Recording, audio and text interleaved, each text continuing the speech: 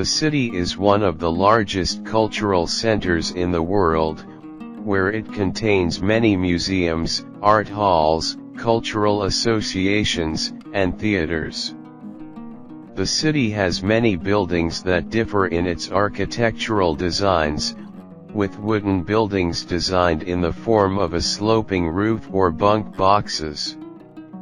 The city also has buildings designed with more modern designs such as skyscrapers like the Empire State Building, one of the tallest buildings in the city.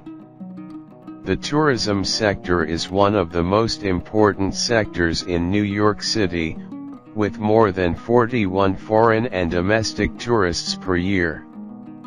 It includes many historical, tourist and religious sites such as Broadway, Times Square, Bronx Zoo, Coney Island, Ellis Island, Brooklyn Bridge, Broadway Statue of Liberty, Metropolitan Art Museum, Washington Square Park and Empire State Building.